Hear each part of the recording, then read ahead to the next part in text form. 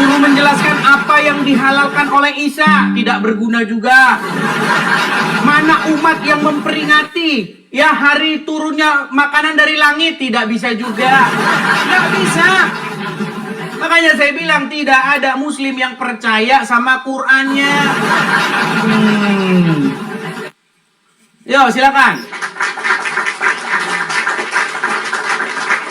Silakan.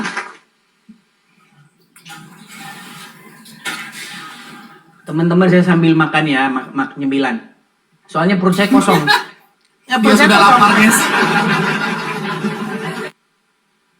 Oke.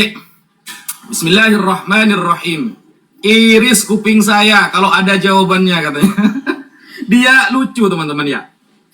Pakai ayat Al-Quran membenarkan keimanan dia. Gimana tuh? Padahal temanya ini ya, apakah saya percaya Al-Quran atau Anda percaya Bible? Sampean pakai Al-Maidah yang saya sampaikan tadi, ayat 114, yang dimana Nabi Isa mengharap hidangan turun dari langit yang di hari itu akan menjadi peringatan bagi dia dan orang-orang setelahnya. Nah, lalu membenarkan kegiatan ibadah dia di gereja.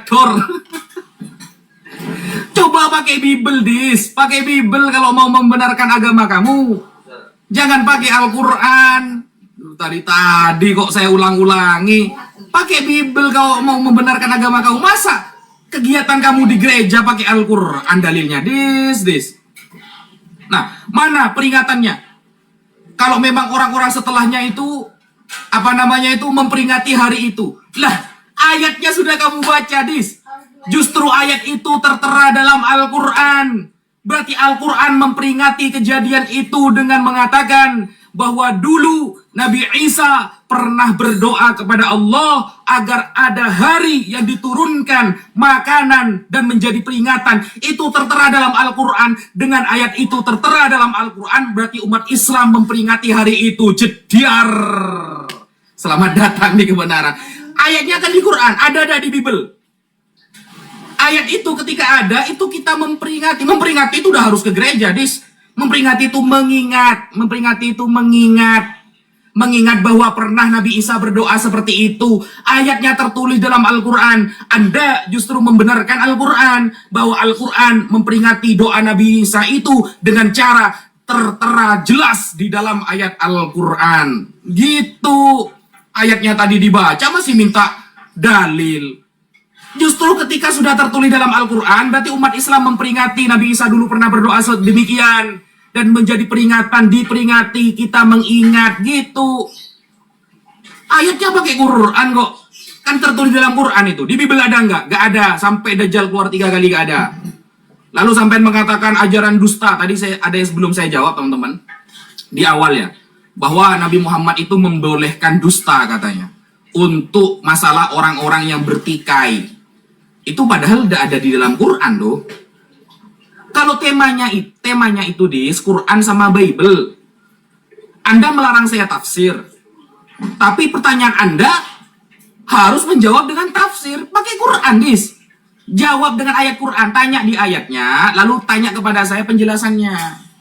Karena keterangan hadis itu dalam catatan para ulama. Ulama mencatat apa yang pernah disampaikan oleh Nabi Muhammad. Kamu gak terima nanti. Tapi giliran saya bertanya masalah darah Yesus yang diminum, lalu Anda pakai Yohanes. Jawabnya pakai Yohanes, inilah tubuhku katanya. Itu justru tambah membenarkan bahwa dia disuruh makan darahnya Dracula, berarti kalian itu. Ya, suruh minum darah. Inilah tubuhku. Oh, maksudnya tubuhku ini untuk memperingati, bukan untuk diminum darahnya. Itu namanya tafsir.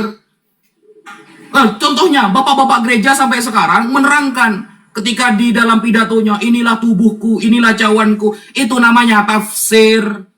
Karena tulisannya minum darah, kenapa gak diminum darahnya? Kalau sama-sama pakai tafsir, para ulama banyak di dalam Islam, para ulama tafsir. Tapi kamu, apakah kamu punya ulama tafsir? Gak ada. Apakah kamu punya ilmu untuk mengetahui makna alegoris? Gak ada. Gak ada semua. Nah, kalau ajaran berdusta itu, justru di dalam kitab kamu, ya. Di dalam kitab kamu itu ajaran berdusta ada, ini ya. Coba jelaskan, saya bertanya ini ya. Nih, Imamat 19 nomor 11. Janganlah kamu mencuri, janganlah kamu berbohong, dan janganlah kamu berdusta. Oke, Imamat mengatakan jangan berdusta. Sekarang kita buka di perjanjian lama itu, di perjanjian baru, ya. Di perjanjian baru ternyata Paulus ngajari orang wajib berdusta, saudara. Roma 3 nomor 7. Tetapi jika kebenaran Allah oleh dustaku semakin melimpah bagi kemuliaannya, mengapa aku masih dihakimi lagi sebagai orang berdosa? Diar. Paulus wajib berdusta kemuliaan Tuhan. Untuk kemuliaan Tuhan harus berdusta, kata Paulus. Ayo, ajaran berdusta justru diajari Paulus. Dijawab itu. Wah, dijawab itu. Ya, jawabannya sudah nggak jelas, kesana kemari. Yang dibahas apa, yang ditanya apa. Iya, jadi ya kita harus ngomong karena mereka sering bentur-benturin kepala ke Ubin ya. Jadi memang kita harus ya agak-agak turun dulu IQ kita lah. Gini ya, Bapak ya. Tidak ada saya mengatakan membenarkan ritual perjamuan kudus itu dengan Al-Quran, nggak ada. Saya hanya ingin membuktikan bahwa kalian gak percaya dengan Al-Quran kalian. Loh, di dalam Bible kami jelas. Ya, lalu ia memecah-mecahkan roti dan berkata, inilah tubuhku. Ya kan? Jadikanlah ini peringatan. Sampai sekarang kami lakukan di dalam setiap perjamuan kudus, perjamuan suci. Roti dilambangkan dengan tubuh Yesus dan anggur dilambangkan dengan darah Yesus. Bukan dengan Quran Anda beda, enggak, di Bible itu sendiri ada. Masalahnya di Quran ada satu narasi bahwa Isa minta supaya diturunkan makanan dari langit yang nanti menjadi peringatan bagi pengikut Isa dan sesudahnya, orang-orang sesudahnya. Saya tanya, di mana ada umat yang memperingati makanan yang turun dari surga? Ada gitu Muslim hari raya memperingati? Yang nggak ada, yang ada hari raya haji, yang ada umroh, cium batu ke Arab. Mana ada memperingati makanan dari surga? Nggak ada. Oh, yang ada Isra Mi'raj, ya kan? Dan lain sebagainya nggak ada. Mana ada? Coba siapa umat yang memperingati turunnya makanan dari surga? Loh, langsung macet di teleponnya. Halo, kenapa kamu masih saja berdebat dengan istri itu? Sudah tahu tidak ada ulama yang bisa mendapatkan. Ayo, kok framing? Loh, di telepon pasti tadi ya, pura-pura. Ya, biasa lah, saya kan orang penting. Terus masalah berbohong. Loh, bukan saya membandingkan Quran dan hadis, bukan. Bahwasanya umat Islam nggak percaya bahwa Al-Quran memerintahkan supaya jangan mengatakan selain daripada yang benar. Al-Quran mengatakan, katakanlah perkataan yang benar. Itu kata Al-Quran. Tapi oleh umat muslim, oh enggak, boleh bohong. Saya kasih contohnya. Contohnya siapa? Sekarang kan lagi viral nih. Juma sama Palen ribut masalah duit, ya kan? Ya kan? Si Palen ngomong 67 juta, Juma bilang 4,5. Ya kan? Ribut. Nah, makanya ketika ada dua muslim bertikai, di dalam ajaran Muhammad itu hadis, boleh kamu berdusta ketika mendamaikan dua pihak yang bertikai itu. Makanya apa? Makanya di dalam Islam itu setiap ada konflik, ya, misalnya mazhab Syafi'i, mazhab Hanafi, bagaimana cara mendamaikannya? Memang berdusta. Contohnya apa? Kunut. Ya kan? Kunut apa nggak kunut? Sampai sekarang nggak kelar itu. Sampai hari ini umat Islam nggak kelar masalah kunut atau nggak kunut. Nggak kelar. Takbiratul ihram gimana? Segini? Atau gimana? Atau yang gimana? Ya kan? Al-Fatihahnya gimana? Baca keras, basmalahnya. Baca keras, yang satu bilang baca keras, yang satu bilang oh enggak. Gimana cara mendamaikan orang-orang ini? Harus berdusta. Caranya gimana? Oh, Muhammad kadang kunut, kadang kunut. Muhammad juga kadang sholatnya begini, kadang-kadang begini, kadang-kadang dua-duanya benar. Makanya saya bilang, makanya satu-satunya agama yang ngajarin boleh berdusta itu ajaran agama Islam. Gitu loh. Di dalam ajaran Kristen jelas, iblis adalah bapa segala dusta. Gitu jelas. Loh, tadi ngomong Paulus begini, di mana Paulus? Paulus itu dituduh bahwa dia berdusta. Terus dia bilang gini, dia balikan tuduhan itu.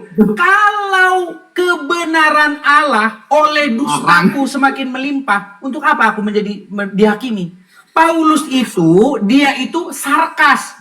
Kamu bilang saya dusta, tapi kalau kebenaran Allah karena dustaku itu semakin melimpah, untuk apa saya masih dihakimi? Maksudnya saya itu nggak dusta, gitu loh. Duh, gimana kok kurang-kurangin membenturkan kepala ke ubin. Kita kalah terus ke poin 3 ronde. Ya silakan.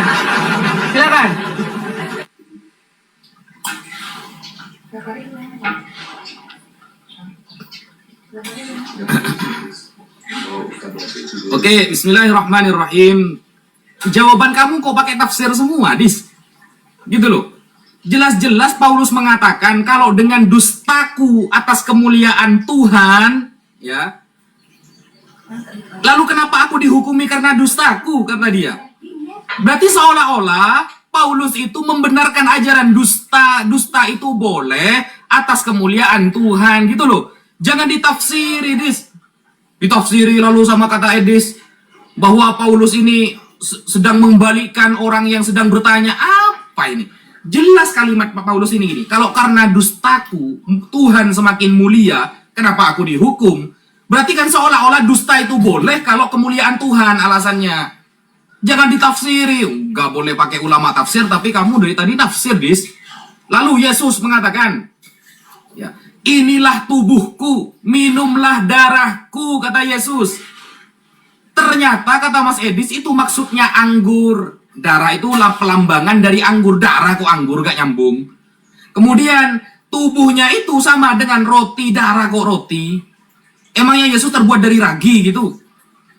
Gak nyambung, Dis. Berarti Yesus kalau ditafsiri seperti itu, berarti Yesus berbohong kalau seperti itu. Apakah Yesus berbohong? Kata Yesus sendiri dengan tinta merah, inilah tubuhku, cawanku, minum darahku. Ditafsiri anggung, apakah Yesus bohong? Seharusnya kan Yesus ngomong aja kan, inilah anggur, inilah roti. Kan tinggal gitu Dis ngomongnya. Inilah roti, inilah anggur, gak usah mengatakan inilah tubuhku, inilah darahku. Berarti bohong Yesus berarti. Kalau kamu menafsiri seperti itu, yang bohong Yesus apa kamu? Kan begitu Dis. Makanya lain kali pakai kacamata yang warna putih, jangan yang hitam, agar kamu melihat cahaya di depan Anda sedang mengabarkan kebenaran saudara. Dis. Gitu loh. Berarti Yesus bohong kalau bilang ini tubuhku, kamu jawab pakai ayat roti katanya. Apa di sini katanya? Kemudian, Mas Edis ya. Saya sebenarnya sudah gak tega Mas Edis sama sampean. Nah, ini ya, tetapi jika kebenaran Allah oleh dustaku semakin melimpah bagi kemuliaannya, dustaku semakin melimpah bagi kemuliaannya. Mengapa aku dihakimi lagi sebagai orang berdosa? Berarti kalau dusta untuk kemuliaan Tuhan berarti boleh. Begitu loh maksudnya. Lalu ditanyakan, sampai sekarang umat Islam itu ada yang kunut, ada yang tidak katanya. Loh, yang kunut ikut Nabi, yang tidak ikut Nabi, ngapain didamain? Ikhtilafu ummati rahmah. Kata Rasulullah di dalam banyak keterangan bahwa perbedaan umatku adalah rahmat, kata Nabi Muhammad. Perbedaan dalam hal apa? Dalam hal ilmu fikih. Kunut itu ilmu fikih, Dis. Makanya di dalam kitab Asbabu Ikhtilafil Muslimin, Tarikhu Madzahibil Islam, yang ditulis oleh Al-Imam Abu Zahra, bahwa perbedaan masalah fikih itu adalah rahmat bagi Allah. Contoh yang kunut, saya akan kunut. Saya pakai hadis An Anas bin Malik, anna Rasulullah sallallahu alaihi wasallam yaqnutu fil fajri hatta faraqad dunya. Hadisun sahihun wa isnaduhu jayyid. bahwa dari Anas bin Malik Rasulullah kunut sampai beliau wafat. Pakai hadis, ikut Nabi. Nabi kadang mempraktekkan tidak kunut, boleh juga karena kedua-duanya sama-sama ikut Nabi. Apa yang pernah dilakukan oleh Nabi itu menjadi sunnah bagi umatnya. Sebagian sahabat ada yang tidak kunut karena waktu menjadi makmum sholat subuh Nabi Muhammad gak kunut. Makanya ikut Nabi, yang kunut ikut Nabi, yang enggak ya ikut Nabi. Takbiratul ihram misalnya. Ya, takbiratul ihram, ada yang begini, ada yang begini. Kedua-dua madhabnya mengikuti Nabi karena menyaksikan dengan mata kepala Nabi seperti itu prakteknya. Makanya definisi sunnah adalah pekerjaan Nabi, ucapan Nabi, takrirun Nabi. Apapun yang dilakukan Nabi menjadi dalil bagi umat. Ada referensinya. Coba kamu tanya Quran kepada saya, kan temanya Quran, Dis. Kok malah temanya hadis sih? Temanya kan Quran, tanyakan saya Al-Quran. Jangan hadis, jangan tafsir. Tapi dari tadi kamu menafsiri, Dis. Dustaku demi kemuliaan Tuhan ditafsiri. Oh, ini maksudnya menjawab pertanyaan orang. Meskipun menjawab pertanyaan orang lah ya, tetap saja kalimat itu menunjukkan dusta atas kemuliaan Tuhan boleh. Lalu tubuhku, darahku. Berarti Yesus bohong dong kalau dia maknanya anggur. Kenapa Yesus gak bilang anggur gitu aja? Biar selamat datang di kebenaran. Iris kupingnya Mas Edis. Baik, ya, baik. Jadi memang ya, intinya begini yang saya sampaikan. Umat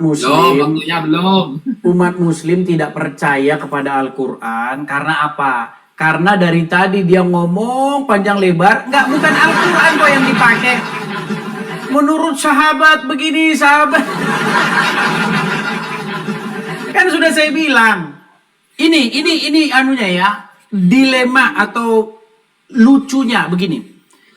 Dikatakan di dalam Al-Quran bahwa di dalam hadis bahwasanya umatku akan terpecah menjadi 73 golongan dan hanya satu golongan saja yang masuk surga, betul? Lalu dikatakan perbedaan itu rahmat. Makin pusing pokoknya makin pusing. Iya, kalau kita jujur teman-teman, kita baca hadis ini, kita ini akan bingung sebenarnya. Iya, di dalam Al-Qur'an, di dalam hadis disebutkan jangan kamu berbohong. Bahkan dalam keadaan bercanda sekalipun jangan kamu berbohong. Ada itu hadisnya begitu. Ya, Muhammad itu dikatakan Al-Amin, terpercaya, jujur, terpercaya, tapi ngajarin bohong. Di dalam ayat lain disebutkan Muhammad membolehkan boleh berdusta dalam 3 perkara. Yang mana yang benar, Ustaz? Tadi barusan, perbedaan itu adalah rahmat, katanya. Rahmat perbedaan itu. Tapi umatku akan terpecah menjadi 73 golongan. Dan hanya satu saja yang masuk surga. Ini umat. Katanya perbedaan rahmat. Tapi cuma satu yang masuk surga, yang mana? Makin pusing. Bener loh. Kalau kita baca Quran itu makin pusing. Satu bilang, Muhammad miskin. Ya, bahkan dia sampai menggadaikan bajunya itu sampai dia meninggal tuh katanya bajunya belum dibalikin itu. Kan belum dibayar itu kan baju gadaiannya kan? Belum. Itu satu versi, tapi di satu versi lain lagi Abdul Somad pernah menghitung ghanimah, harta rampasan perang Muhammad. Itu ratusan miliar dia dapat itu. Ratusan miliar, tapi katanya dia sampai minjem makan katanya. Yang mana sih? Pokoknya kalau kita dengar cerita Muhammad ini simpang siur, nggak ada yang penuh. Makanya ada satu buku yang berjudul Did Muhammad Exist? Ya, apakah Muhammad itu benar-benar pernah ada? Gitu loh. Nah, dalam buku itu yang ditulis oleh Robert Spencer berkata bahwa Muhammad yang dikenal oleh umat Muslim sesungguhnya lebih merujuk kepada sosok Muhammad yang legenda ketimbang sosok Muhammad yang historis. Makanya kalau kita belajar tentang Muhammad dari orang Islam, memang ceritanya itu aneh-aneh. Dadanya dibelah, diambil, dicuci dengan air jam-jam, dimasukin iman. Masukin iman ke dada kok harus dibelah dulu? Iman itu kan sesuatu yang tidak berbentuk. Gitu loh. Masa mau masukin sesuatu yang tidak berwujud kok harus dibelah dadanya? Aduh, gimana sih? Terus dicuci, dibersihkan dari noktah-noktah dari gimana? Gitu loh. Nah, kemudian tadi dikatakan kita tafsir. Oh, tubuh Yesus dianukan jadi roti, tafsir katanya. Aduh, kok tafsir? Kalau tafsir itu nggak ada di Bible. Orang ini Yesus sendiri kok yang bilang. Yesus mengatakan, mengambil roti dan berkata, inilah tubuhku, jadikanlah peringatan akan aku. Kok tafsir? Yang tafsir itu di dalam Al-Quran, lalu kami menggantinya dengan sembelihan yang besar. Ada itu. Ketika Ibrahim ingin menyembelih anaknya, lalu kami ganti dengan sembelihan yang besar. Akbar di situ dikatakan, sembelihan yang besar. Diganti sama orang Islam, kambing, sapi, domba, unta. Itu baru tafsir. Gitu loh. Maka di apa itu sembelihan yang besar? Dinosaurus atau badak bercula satu. Aduh. Makanya saya bilang, Bu Suhafi, coba ketika saya tanya sama orang Muslim, hewan apakah yang digantikan untuk menggantikan anaknya Ibrahim? Sembelihan yang besar apa? Apa? Dinosaurus, badak bercula 5? Gak ada Muslim yang bisa jawab itu. Menurut ulama ini, sudah saya bilang, tidak ada orang Islam yang percaya bahwa Al-Quran itu lengkap dan menjelaskan segala sesuatu. Yang ada orang Islam langsung pergi ke kitab tafsir. Terima kasih teman-teman yang sudah support. Makasih, saya sangat menghargai support dari kalian. Terima kasih teman-teman. Silakan tanggapannya.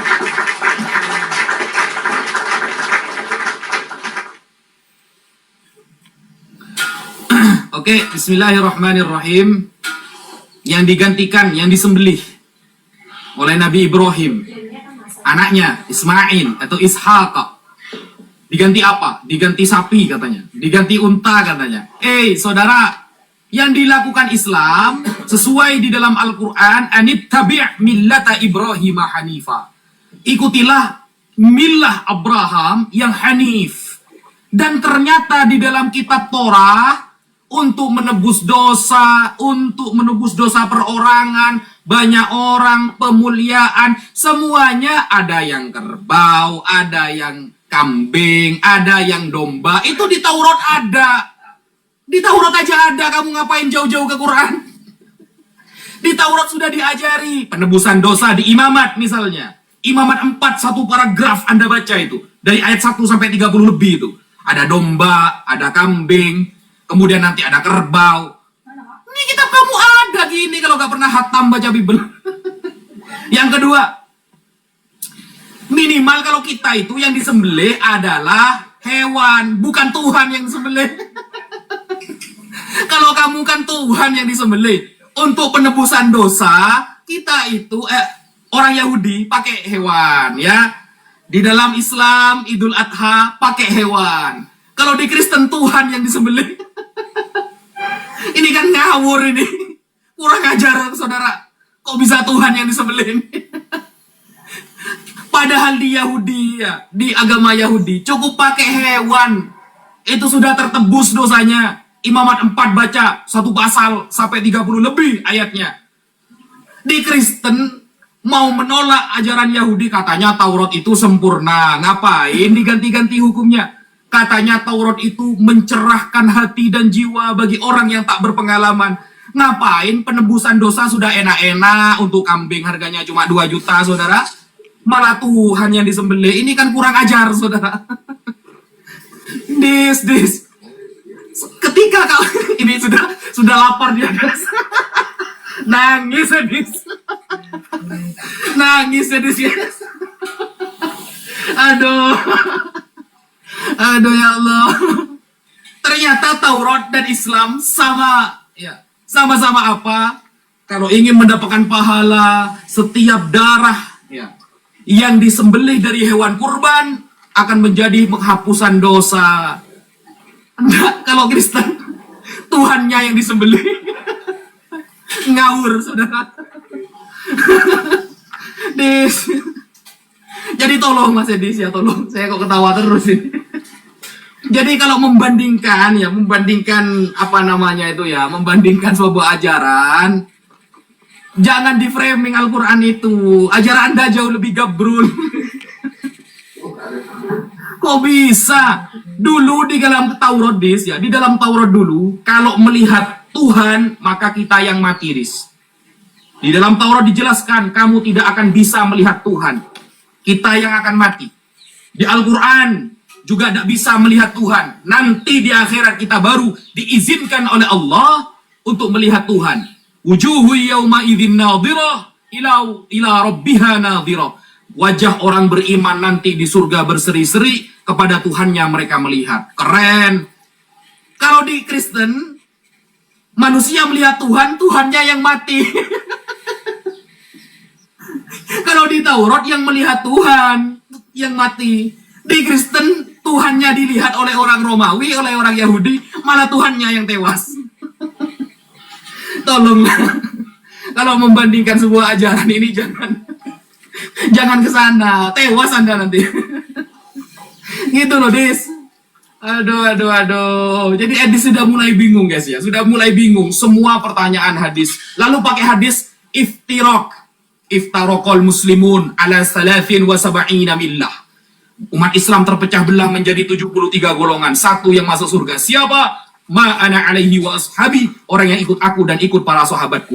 Padahal di ayat itu juga dijelaskan Nasrani jadi 72 golongan. Yahudi menjadi 71 golongan. Dan itu hadis iftiraq, bukan ikhtilaf. Saya ulangi, itu hadis iftiraq, perpecahan umat. Nasrani masuk, Yahudi masuk, bukan ikhtilaf. Sedangkan lafaz dari saya adalah ikhtilafu ummati. Ikhtilaf itu berbeda pendapat, bukan perpecahan. Baca hadis saja tidak selesai kok sok-sokan. Sekian, terima kasih. Ya.